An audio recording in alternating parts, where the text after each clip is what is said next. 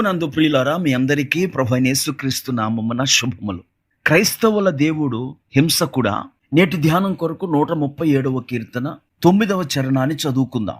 నీ పసిపిల్లలను పట్టుకొని వారిని బండకు వేసి కుట్టువాడు ధన్యుడు. అనేక మంది క్రీస్తు విరోధులు, నాస్తికులు ఈ వచనాన్ని చదివి మీ దేవుడు ఇలాగు చెబుతున్నాడు అని దేవుణ్ణి నిందిస్తూ తామేదో బైబిల్లోని తప్పు పట్టుకున్నట్లుగా భావిస్తూ ఉంటారు. ఈ చదవబడిన లేఖన భాగం అనగా నీ పసిపిల్లలను పట్టుకొని వారిని బండకు వేసి కొట్టువాడు ధన్యుడు అనే వాక్యం దేవుడు చెప్పిన మాట కాదు. మరి ఈ మాటలు ఎవరు చెప్పారు? బబులోను చెరలో ఉన్న యూదులు తాము అనుభవిస్తున్న బాధలో దేవుణ్ణి న్యాయం చెయ్యమని కోరుతూ చెప్పిన మాటలు. క్రీస్తు పూర్వం 605 నుండి 538 వరకు అనగా సుమారు 70 సంవత్సరాలు ఇశ్రాయేలీలు బబులోను చెరలో ఉన్నారు.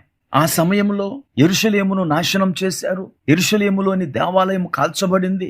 ప్రజలను బందీలుగా తీసుకువెళ్లారు. మహిళలు, పిల్లలు అని చూడకుండా వారిని తీవ్రంగా కొట్టారు, చంపారు. ఇవన్నీ అనుభవిస్తున్న యూదులు తాము దేవుణ్ణి ఆరాధించటానికి ఉపయోగించే సితారాలను బబులోను నదుల వద్ద నిరవంజి చెట్లకు కట్టి దేవుణ్ణి ఆరాధించటం మాని బాధపడుతూ యెరూషలేమును జ్ఞాపకం చేసుకున్నారు. ఆ యెరూషలేమును నాశనం చేయాల్సిందిగా వారు ప్రకటిస్తూ తాము పవిత్ర స్థలంగా భావించే ఆ దేవాలయమును కాల్చివేసిన సందర్భం వారికి గుర్తొచ్చి, నీవు మాకు చేసినట్టే నీకును ప్రతీకారం జరుగుతుంది అని దేవునికి న్యాయం చెయ్యమని ప్రార్థిస్తూ పలికిన వచనాలు ఈ 137వ కీర్తన 8-9 వచనాలు. ఈ మాటల యొక్క నేపథ్యాన్ని అర్థం చేసుకోకుండా కొంతమంది క్రీస్తు విరోధులు ఈ మాటలు దేవుని మాటలుగా భావించి దేవుణ్ణి హింసకునిగా చూస్తారు. ఇవి కష్టకాలములో దేవునిపై నమ్మకం కోల్పోయి తమ సితారాలను పక్కన పెట్టిన యూదుల మాటలు ఇప్పుడు వారి నోళ్ళు స్తుతితో కాదు, కోపముతోనూ ద్వేషంతోనూ శాపాలతోనూ నిండి దేవుణ్ణి న్యాయం చేయాల్సిందిగా కోరుతున్నారు. ప్రియులారా, అయితే మన దేవుడు హింసకుడు కానప్పుడు మన దేవుడు ఎటువంటి వాడు? మన దేవుడు ప్రేమ స్వరూపి. దుష్టులు కూడా శిక్షించబడటాన్ని కోరుకొనని వ్యక్తి మన దేవుడు. యెహెజ్కేలు గ్రంథం 33 అధ్యాయము 11వ వచనం చూడండి. కాగా వారితో ఇట్లనము, నా జీవము తోడు దుర్మార్గుడు మరణం నొందుట నాకు సంతోషము లేదు. దుర్మార్గుడు తన దుర్మార్గత నుండి మరలి బ్రతుకుట వలన నాకు సంతోషము కలుగును. ప్రియులరా, ఇది దేవుని మనస్తత్వం యొక్క ముఖ చిత్రం. అనేక మంది దేవుణ్ణి కఠినుడిగా, శిక్షించేవానిగా భావించి దూరం అవుతారు.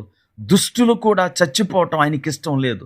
అందుకే ఆయన దుష్టుల కొరకు, పాపుల కొరకు ఈ లోకానికి తన ప్రియ కుమారుడైన యేసును పంపి వారి పాపానికి ప్రాయశ్చిత్తం చేశాడు. ఈ మాటలు వింటున్న నా ప్రియ స్నేహితుడా, సోదరి, ఈరోజు మన దేవుడు నిన్ను ప్రేమిస్తున్నాడు. నీవు తప్పులు చేసిన వాడవైనా, తప్పులు చేస్తున్న వాడవైనా ఆయన నీపైన ఎలాంటి పగ, ద్వేషము కలిగి లేడు.